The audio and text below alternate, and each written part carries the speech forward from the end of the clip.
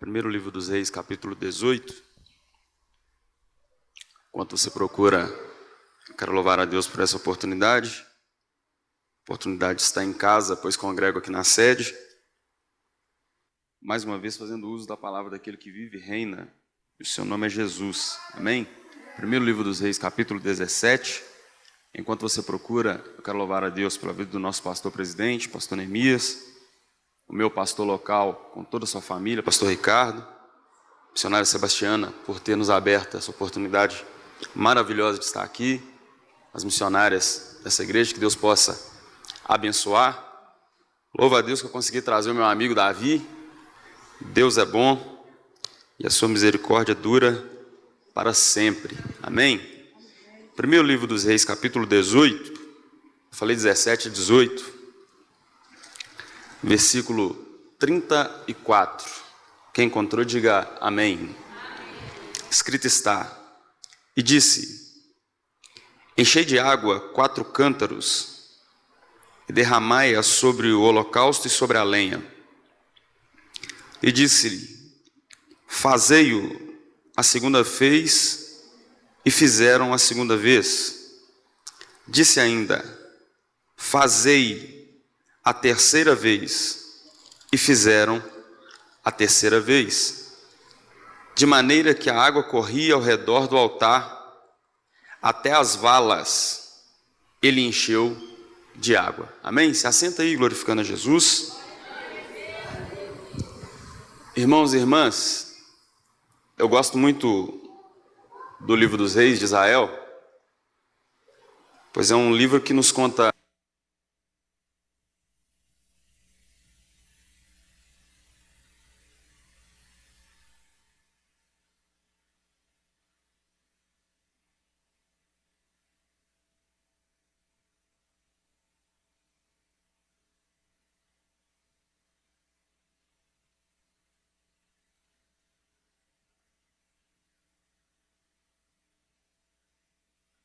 sobre Israel.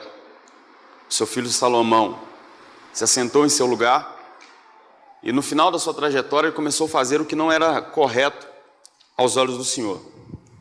Os anos vão se passar e Roboão, seu filho, vai herdar o trono em que ele estava sentado, e logo após isso acontecer, Roboão tem um pensamento ao contrário àquilo que Deus queria. Algumas pessoas vão concordar com ele e outras não. Jeroboão vai aparecer na história e com uma notícia contrária, uma fala contrária de Roboão. As tribos vão se dividir.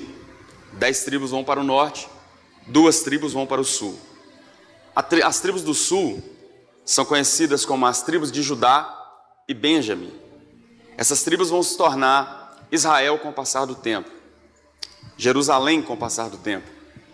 E as 10 tribos que ficam no norte, elas vão ser totalmente destruídas. Por quê? Eles nunca mais vão ser o tipo de crente, o tipo de pessoa que anda com o Senhor, o seu Deus. Os anos vão se passar e um rei chamado Onri vai se assentar no trono de Israel. E quando ele se assenta, Israel vai entrar em um período catastrófico. Israel vai viver o pior período de sua vida, porque a história vai dizer que Onri foi o pior rei que Israel poderia ter.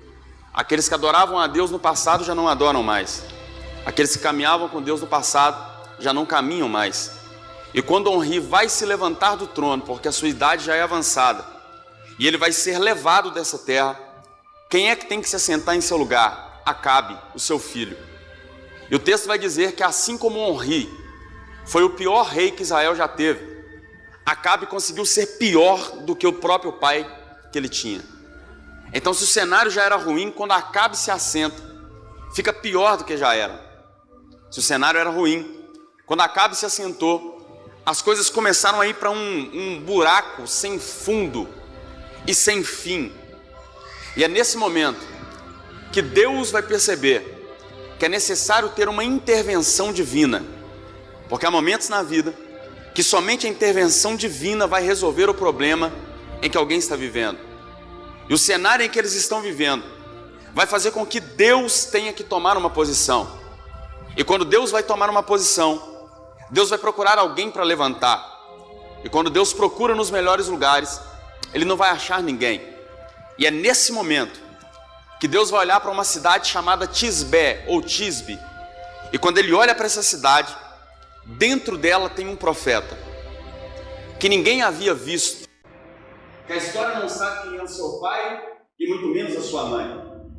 Que a história vai dizer que naquela cidade chamada Tisbe não existia um parque de diversão para que uma família pudesse levar os seus filhos. Não existia um campo de futebol para aqueles que são amantes desse esporte pudessem ir assistir o seu time. Lá não existia nada que chamava a atenção do homem. Mas ali existia um profeta. E esse profeta que está em um lugar que ninguém quer visitar, esse profeta que está em um local em que ninguém quer ir, ele tem uma vida consagrada ao Senhor. E tendo essa vida consagrada ao Senhor, ele ora, ele se consagra, ele vigia, ele caminha pelos caminhos que o Senhor necessita. E nesse momento Deus aponta o dedo para ele dizendo: é esse que eu vou levantar. E perceba, por que é que Deus vai levantar esse homem? Porque Deus tem que tirar Acabe do poder. Deus tem que mostrar para Acabe que ele pode ter o controle porque está no trono. Mas o Deus dessa igreja tem todo o controle, porque ele está em um trono que homem nenhum tem poder de o arrancar. Esse Acabe é alguém que ele tem um pensamento de proteger Israel. E como é que ele quer fazer isso? Fazendo alianças com exércitos. É nesse momento, gente, que ele olha para o povo chamado povo dos Sidônios. E qual era a cultura desse povo? Eles adoravam a Baal. E para eles quem era Baal? Baal era um deus que era casado por eles com uma deusa chamada Aserá. E o que era o pensamento desse povo? Quando Baal e Aserá têm a sua coabitação, quando eles se encontram, entram no seu leito e têm a sua relação sexual, o sêmen de Baal cai na terra. E quando o sêmen de Baal cai na terra, as árvores começam a nascer, as flores começam a brotar, os frutos começam a aparecer na árvore, porque é Baal que faz a terra germinar, é Baal que faz as flores nascerem, é Baal que faz as árvores brotarem. E é isso que os sidônios têm em sua mente. Quando eles têm esse pensamento, Acabe olha para eles dizendo: esse povo é muito forte, esse povo é muito grande, então eu irei até o povo dos sidônios, conversarei com o seu rei que se chama Etbaal e farei para ele uma proposta. Que proposta é essa? Nós, que outrora éramos o povo de Deus, queremos agora ter aliança com um Deus chamado Baal. Nós, que outrora caminhávamos na presença do Senhor, agora estaremos com aliança com o seu povo. Quando Etbaal escuta isso, ele olha para Acabe dizendo: é uma boa proposta, porque a partir de agora os meus 5 exércitos protegerão o seu exército. E se houver alguma guerra contra os meus exércitos, eu convocarei o seu exército para estar comigo. Acabe e Etbaal pegam em suas mãos, e a aliança que não era para ser feita está feita. A caminhada que não era para ter esses homens juntos agora tem. As pessoas que não eram para conversar e manter distância uma das outras, agora estão andando lado a lado, e da maneira em que Deus não permitia, Deus não queria. Só que Acabe começa a perceber que ele pode melhorar aquela aliança. E como é que ele percebe isso? Ele vê que a filha de Etbaal está solteira, e agora ele já não quer mais uma aliança política, agora ele quer uma aliança sentimental. E ele olha para ela dizendo: eu quero me casar com você. Etbaal, pai da moça, aprova aquela comunhão. E qual é o nome dela, gente? Jezabel. E quando ele se casa com Jezabel, ao invés dele ir viver no templo dos Sidônios, na casa dos Sidônios, ele pega agora a sua esposa e leva para Israel. Só que aquele que casou-se por uma jogada política, uma jogada sentimental, ele agora começa a se apaixonar de verdade por aquela mulher. E quando ele se apaixona por aquela mulher, qual é a primeira coisa que ele vai perder? O controle da situação. Porque Jezabel entra em Israel, e a primeira coisa que ela faz é arrancar o altar de Deus de dentro daquele lugar. A primeira coisa que ela faz é proibir os verdadeiros adoradores de adorar ao Deus de Israel verdadeiramente. E além de proibir, ela lança um decreto. Que decreto é esse? Aquele que adorar a Deus de Israel aqui morre. Aquele que adorar ao Deus de Israel dentro de Israel será decapitado a partir de hoje. É por isso que Obadias tem que pegar 50 homens e colocar dentro de uma sepultura, uma caverna. Pegar outros 50 e colocar dentro de outra caverna. Porque ele sabe que se ele não proteger a voz profética, os profetas daquele tempo vão se perder. E se os profetas daquele tempo se perdem na mão de Jezabel, a voz de Deus já não era mais ouvida. E nos tempos que nós estamos vivendo hoje, nós precisamos muito de Obadias para proteger os verdadeiros profetas. Porque hoje em dia é fácil ser profeta. É só ter alguns seguidores no Instagram, é só ter alguns seguidores no Facebook, fazer a conhecida live. E no momento da live, o que os profetas de hoje fazem? Eles chamam as pessoas para participar daquele evento. Quando as pessoas chegam naquele evento, eles já sabem que as pessoas necessitam de alguma coisa. E sabendo que elas necessitam de alguma coisa, eles profetizam em cima do que elas precisam. E após profetizar sobre o que elas precisam, eles chamam essa pessoa para participar virtualmente da live. É o profeta na live em cima e a pessoa que necessita de alguma coisa na live embaixo. Entra a tal revelação. E eu creio que Deus revela. Deus nos usa em revelação. Mas aqueles homens com algumas técnicas começam a olhar nos olhos daquela pessoa na live e falar o que elas precisam ouvir. E quando aquela pessoa está comovida, o que é que eles fazem? Lançam o tal do Pix, dizendo: é você sacrificando no Pix e Deus abrindo a sua porta. É você sacrificando no Pix e Deus trazendo o seu marido de volta. É você sacrificando no Pix e Deus abrindo a porta que você precisa. São os profetas das gerações atuais. Mas eu ainda acredito que Deus tem os verdadeiros profetas, que tem coragem de apontar o dedo na cara de Baal e dizer: você não é Deus. Eu conheço o verdadeiro Deus de Israel. Eu conheço o Deus que abre e ninguém fecha, o Deus que pega e ninguém faz ele soltar, o Deus que abraça alguém e faz esse alguém se levantar, o Deus que ainda liberta o homem do pecado, o Deus que ainda liberta o homem da depressão, a mulher da depressão. E eu sei que você não veio para esse um dia com Deus à toa. Você veio aqui porque você serve o verdadeiro Deus. E aqueles que servem o verdadeiro Deus não saem de um dia como esse de mãos vazias. Eu sinto a presença dele aqui, estou autorizado a profetizar. Aqueles que vieram levar respostas, levarão respostas para casa. Aqueles que vieram levar cura, vão levar cura para casa. Aqueles que vieram pedindo uma porta aberta, Deus tem o poder de abrir. Porque você não está aqui perdendo tempo, você está aqui buscando ao Deus que vai fazer o milagre que você veio buscar. Tem alguém que acredita nessa palavra aqui nessa tarde? Então levante uma das suas mãos, por favor. Porque se você levanta as suas mãos e libera um glória para os céus, é um tapa na cara desse demônio que está tentando te parar. É um tapa na cara desse demônio que está tentando perturbar a sua mente. É a sua boca com glória e o diabo batendo em retirada da sua vida. Entenda isso. O que é que Jezabel quer? Parar a adoração do Deus de Israel. E por um tempo ela consegue. E é nesse momento que Deus levanta o verdadeiro profeta. É nesse momento que Deus vai tirar um profeta de Tisbe ou do anonimato e vai fazer ele chegar até Acabe. Quem conhece um pouco da nossa cultura sabe que chegar perto de pessoas importantes é difícil, gente. Chegar perto de pessoas que têm alguma graduação, dependendo do lugar, é quase impossível. Você tem que passar por uma assessoria, tem que passar por algumas pessoas.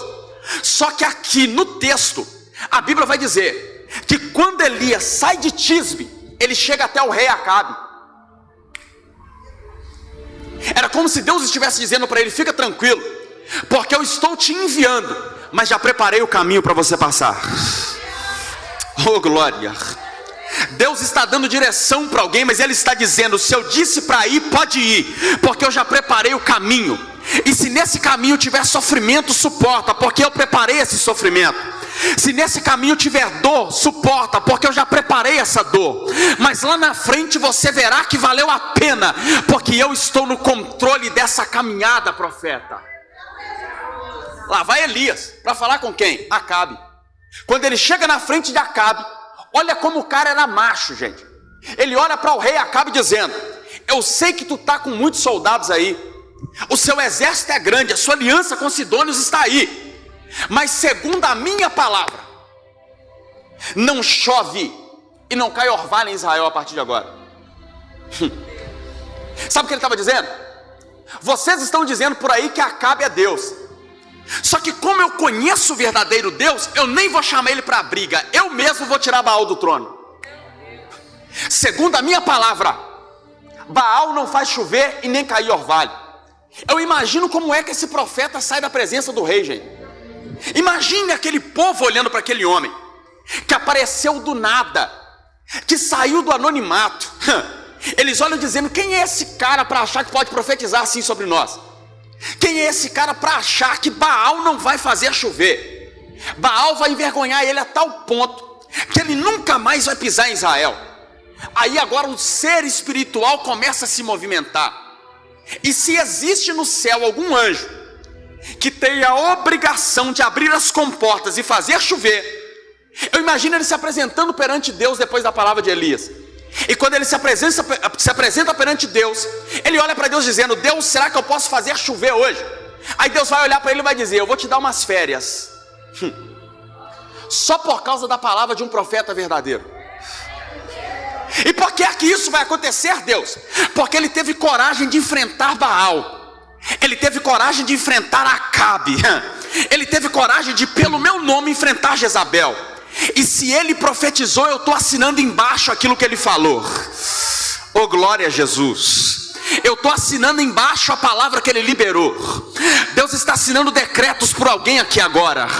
E se você disse que a sua casa será liberta, Deus está assinando embaixo. Se você disse que o seu marido vai vir para a igreja, Deus está assinando embaixo. Se você disse que haverá libertação na sua congregação, Deus está assinando embaixo.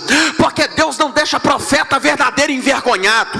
Deus não deixa profeta verdadeiro com palavras frustradas. Você não é qualquer um, mulher. Você não é qualquer um, homem. Você é um profeta que Deus escolheu. E se você escolheu, é melhor o diabo procurar outro endereço. É melhor o diabo procurar outra casa.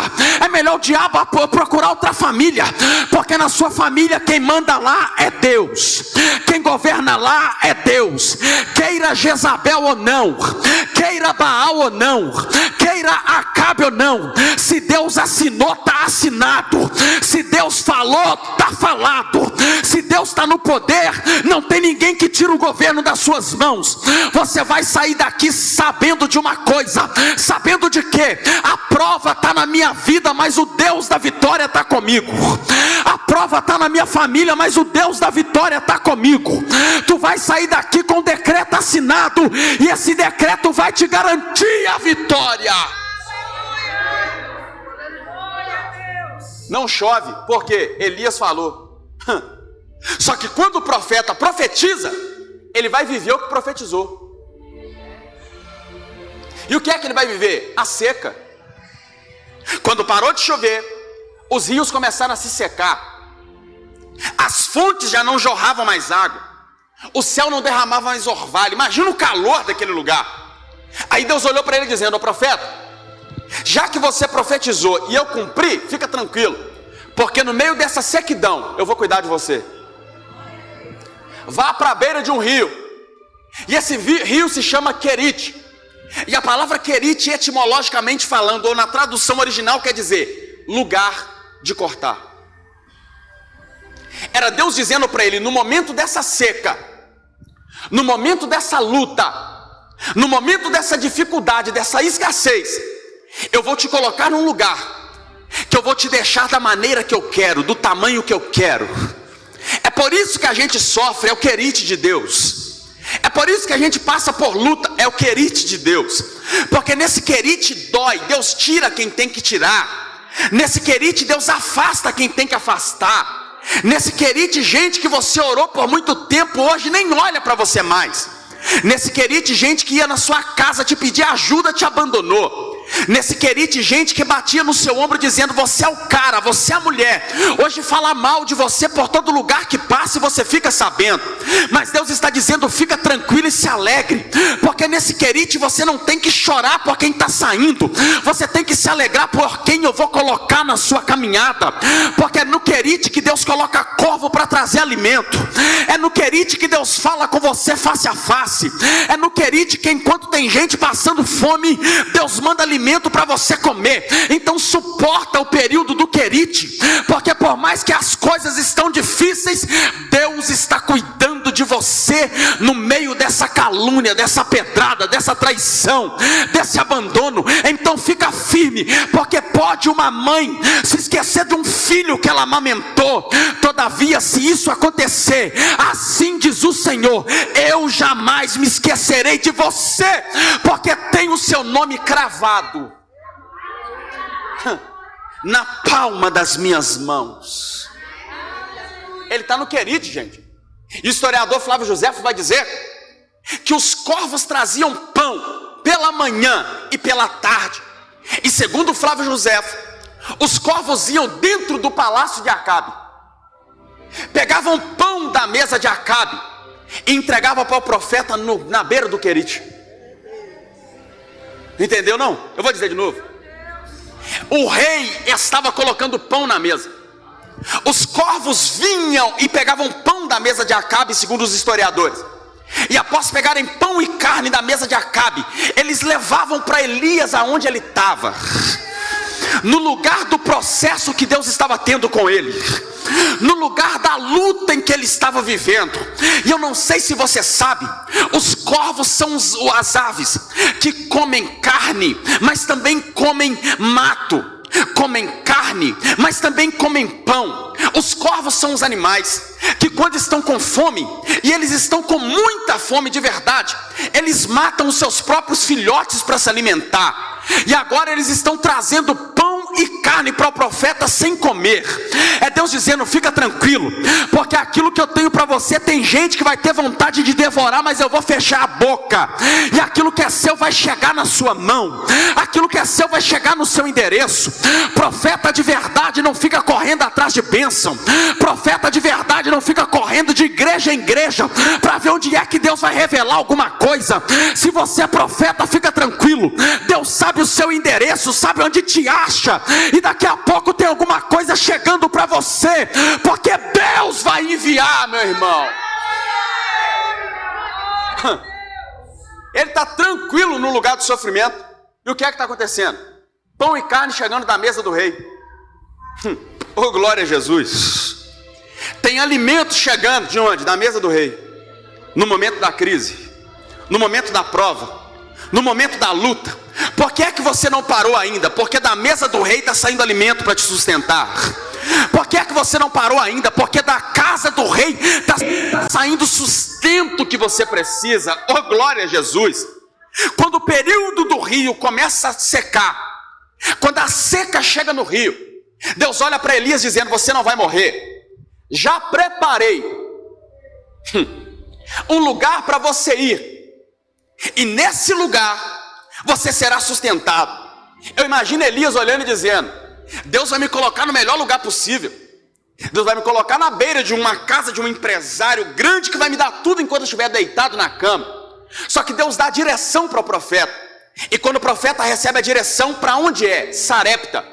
Quando ele chega lá, olha o cenário: uma viúva com um filho, catando pedaços de madeira para fazer uma fogueira.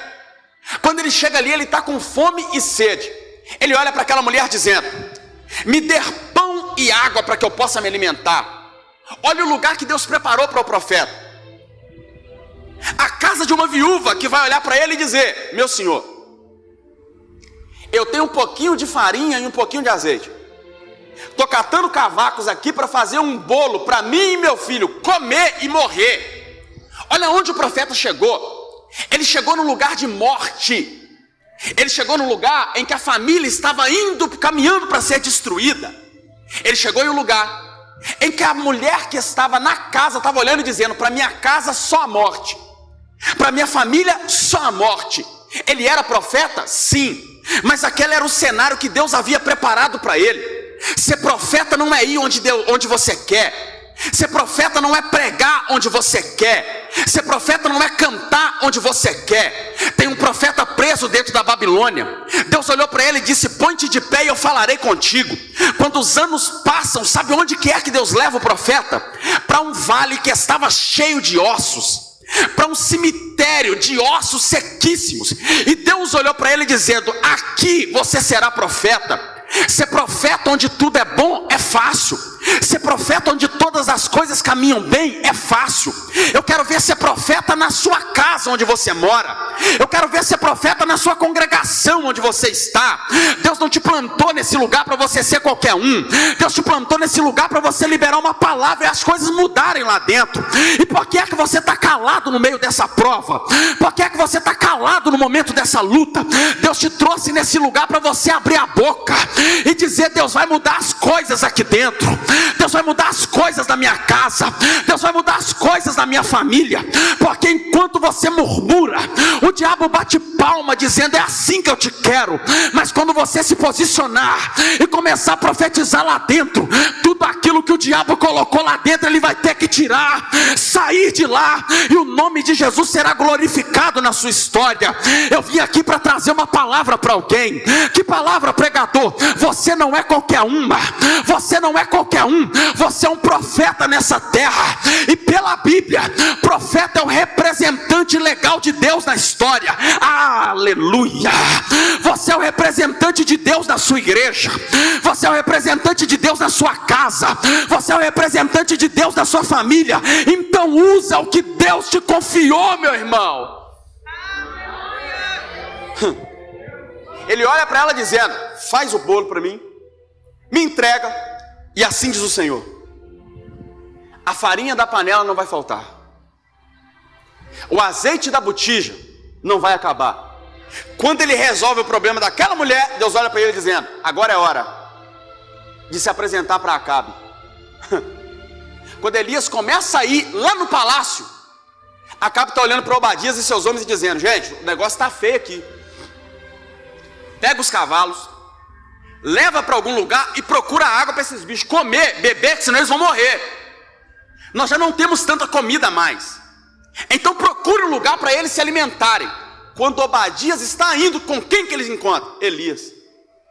Quando ele encontra com Elias, eu imagino a perna dele batendo joelho com joelho, gente. Elias estava sendo procurado no mundo inteiro naquela época. E quem é que estava procurando? Acabe e Jezabel. Quando ele encontra, Elias olha para ele dizendo: eu sou Elias. Ele diz: eu sei que o senhor é Elias. Acabe está te procurando pelos 4 cantos do mundo. Elias olha para Obadias dizendo: fique tranquilo, vá lá em Acabe e diga que você me viu. Obadias olhou para ele e falou: o senhor ficou doido? Eu jamais faria isso. Livre-me o senhor de chegar em Israel sem você e dizer: eu vi Elias. Se eu te procurar, Deus te leva para si e eu não te acho mais, eles me matam. Elias olha dizendo: então fique tranquilo que eu vou com você. Quando Elias pisa em Israel, todo mundo olha para ele. Quando todo mundo está olhando para ele, quem é que se apresenta? Acabe. Coloca o dedo na cara do profeta e diz: és tu o perturbador de Israel. Quem é que perturbou Israel, gente? Acabe. Quem é que permitiu Jezabel tirar os altares de Deus? Acabe. Quem é que permitiu Jezabel matar alguns profetas? Acabe. E como é que agora o profeta que é o perturbador? É porque Acabe tem a síndrome de Adão. Que síndrome é essa? Transferência de culpa. Ele não tem coragem de olhar e dizer: o problema aqui sou eu. Ele não tem coragem de dizer: quem errou fui eu, e por isso nós estamos vivendo isso. Ele tem coragem de apontar o dedo para o dirigente da igreja, para o pastor da igreja, para o membro da igreja, mas não tem coragem de olhar para ele mesmo e dizer: o errado aqui sou eu. Acabe está vivendo isso. Só que ele não falou com qualquer um, ele falou com um profeta. E profeta que é profeta amarra o cinto, coloca o dedo na cara e diz: aqui quem perturba é você. Foi você que fez essa bagunça dentro de Israel. Mas vamos resolver esse problema? Vamos. Como? Vamos para o Monte Carmelo. E chegando lá nós faremos altares ao nosso Deus. E o Deus que responder com fogo verdadeiramente, esse é o Deus verdadeiro. Olha o que Elias vai fazer. Ele vai dizer para Acabe: vamos para o alto monte. Ele sai da parte baixa e leva a guerra para o alto. Ele sai do nível terreno e leva para um nível mais alto, porque ele sabe que o inimigo do povo é assim. Se o inimigo não consegue te vencer no nível dele, ele vai querer que você desça o seu nível. Ele vai querer que você se rebaixe o nível que você tem. Quando eles chegam naquele monte, Elias olha dizendo: quantos homens tem aqui? Ele passa o olho, gente. Eram 850 profetas de Baal e Aserá. Baal tinha 450 profetas e Aserá 400. Quando ele olha para aquele povo, era um exército de 850 homens, olhando para ele dizendo: se o seu Deus não responder, você está perdido, cara. Se o seu Deus não responder, não tem para onde você correr. Elias, que era profeta e conhece o Deus que serve, olhou para aqueles homens dizendo: podem ir vocês primeiro, façam o altar que vocês têm que fazer, escolha o cordeiro para o sacrifício e faça do jeito que vocês querem. E há uma grande diferença aqui. Por quê? Eu fui estudar, Davi, como é o altar de Baal. E sabe como é que eles faziam o altar de Baal? Eles começavam a cavar a terra, porque o altar para Baal não era para cima, o altar para Baal era para baixo. Então eles queriam que Deus respondesse, mas começando enterrando algumas coisas, começando enterrando o altar. E Deus não responde quem esconde altar. Deus não responde quem abandona altar. Deus não responde quem enterra altar. E Baal está observando o que está acontecendo. Elias está do lado vendo. E o que é que os profetas de Baal começam a fazer? Gritar, gente, pela manhã, dizendo: Baal, responde. Baal, nos responde. Quando eles começaram a ver que o negócio estava ficando feio para o lado deles, eles começaram a pegar chicote, gente, e bater no corpo, nas suas próprias costas, chicoteando uns aos outros, dizendo: Baal nos responde, Baal nos responde. E nada de Baal responder. O tempo está passando, e eles começam a pensar: já que Baal não está respondendo assim, vamos pegar facas e nos cortar. Eles começam a se cortar, gente, e gritando: Baal nos responde, precisamos de você. Quando Elias começa a ver aquilo, ele olha dizendo: Baal é Deus, gente. Ele deve estar atendendo outra pessoa lá do outro lado do mundo. Grita mais alto. Eles começam a gritar: Baal responde, Baal responde. Elias começa a dizer: gente, Baal é Deus, ele deve estar ocupado demais. Já que o tempo está passando, vamos nos reunir agora. Quando Baal não responde, Elias já não era mais um mocinho, Elias já não era mais um menininho, Elias já estava em uma idade avançada. E qual é a primeira coisa que ele vai fazer? Restaurar o altar. E como é que ele vai restaurar o altar? Pegando 12 pedras, que no passado representavam as 12 tribos, e no futuro representaria os 12 discípulos. Ele vai pegar pedra, gente, missionários da casa do Senhor. Ele vai trabalhar com as pedras. Aquele altar havia sido derrubado. Se ele havia sido derrubado, as pedras estavam espalhadas no caminho que ele estava passando. E ele tinha duas escolhas: ou ele parava por causa das pedras do caminho, ou pegava as pedras que estavam no caminho e fazia o altar que Deus precisava. A escolha é sua. Vai parar no meio dessa pedrada ou vai construir com elas o altar? Oh glória, eu sinto Deus aqui. A escolha é sua. Vai parar no meio dessa calúnia ou vai usar essa calúnia para levantar o seu altar? Vai parar no meio dessa crise ou vai usar essa crise para levantar o seu altar? Enquanto tem uma Jezabel espalhando o seu altar, tem um Deus te fortalecendo para pegar essa pedra e colocar o altar de Deus no lugar. Deus está dizendo para alguém: eu vou voltar a te encontrar naquele lugar que eu sempre te encontrei. Naquele monte que você orava, eu vou te encontrar lá de novo. Naquelas orações pela madrugada, eu vou te encontrar lá de novo. Quando você abrir a Bíblia, você encontrará comigo no meio desse altar, e eu falarei com você. Essa é a tarde que Deus vai fortalecer alguém para pegar as pedras e construir um altar. Eu profetizo em nome de Jesus: no meio dessas pedras você não para, no meio dessa calúnia você não para, no meio dessa crise você não para, mas Deus vai te dar força para levantar um altar com essa pedrada que alguém te deu, meu irmão.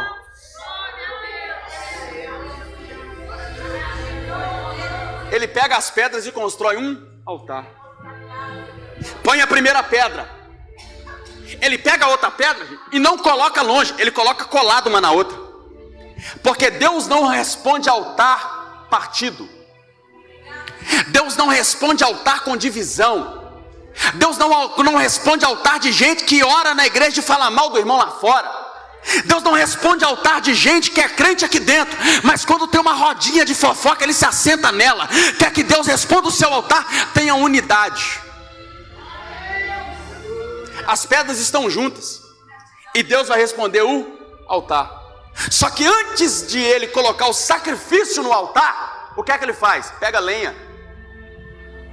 E quando ele pega a lenha, ele coloca no altar, sobre o altar, por cima do altar. E depois de colocar a lenha no altar, ele coloca o sacrifício. E quando você estuda sobre a lenha, uma das tipologias da lenha na Bíblia é oração. Então no altar de Elias tem pedra, tem oração e sacrifício. E a lenha no altar fala muito comigo, porque você lembra de Isaac? Quando Isaac está subindo o monte com seu pai, o seu pai pega a lenha e coloca nas suas mãos.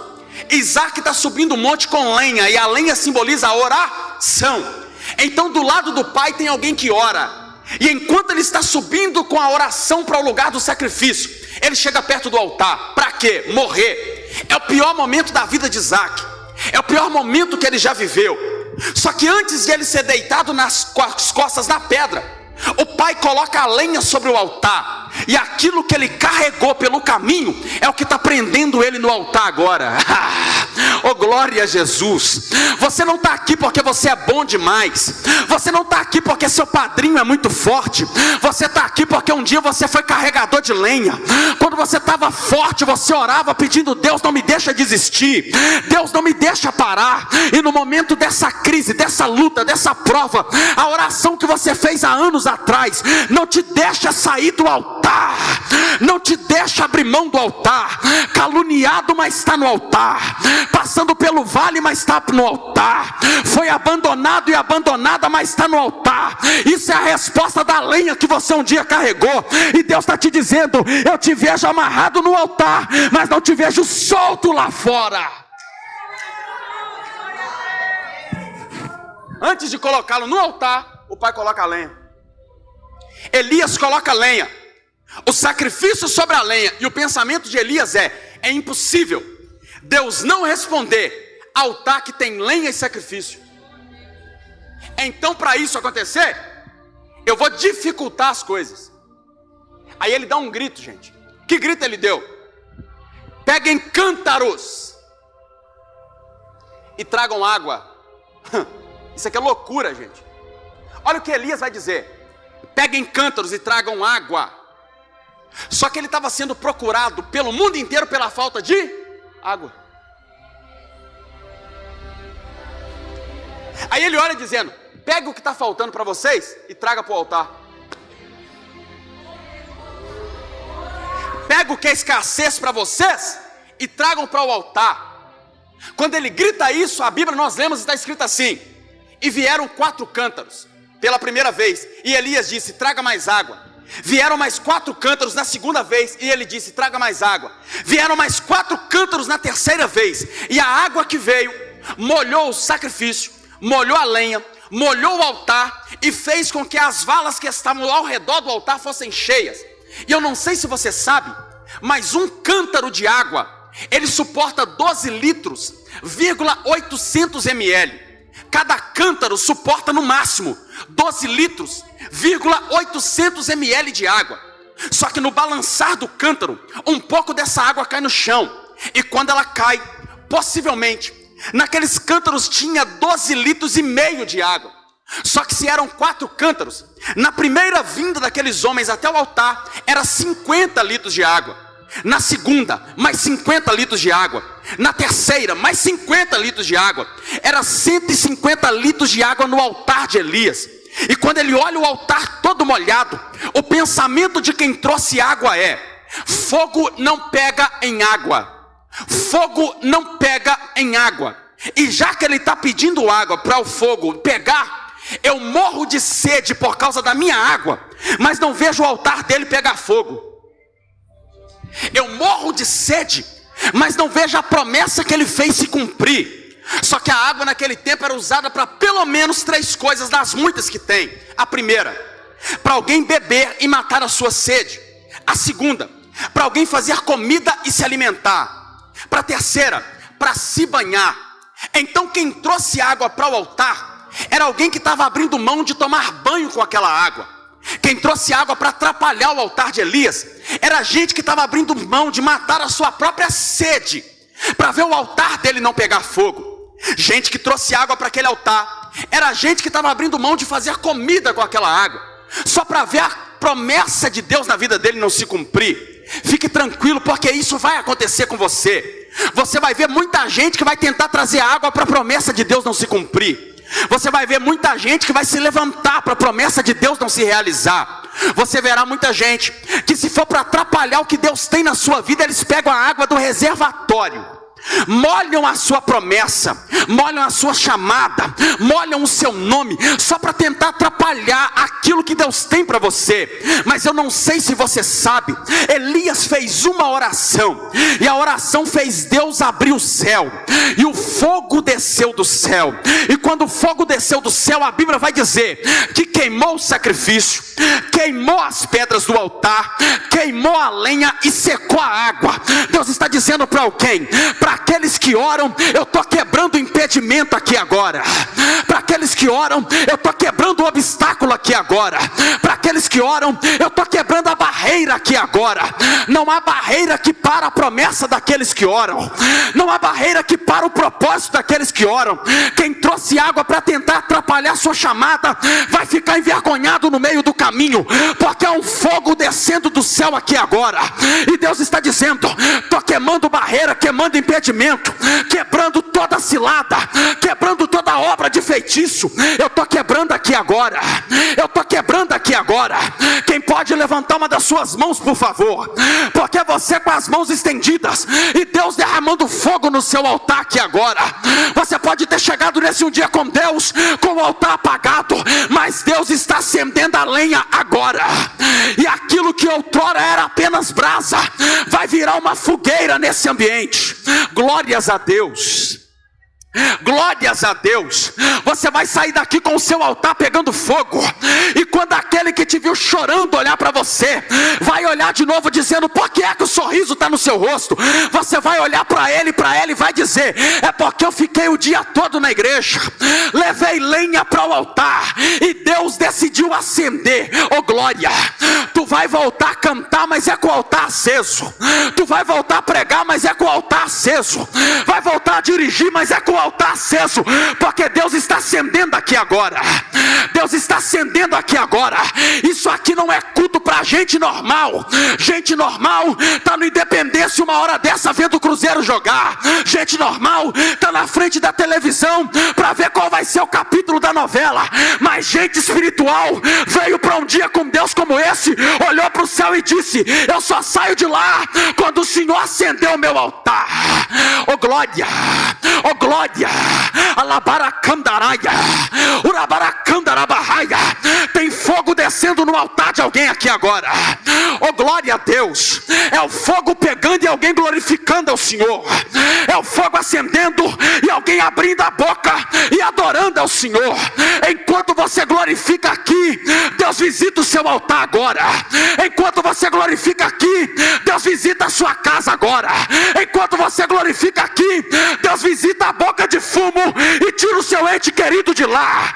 Eu vou te dar 10 segundos para você abrir a boca e adorar a Ele, porque há um mover do céu acontecendo aqui agora.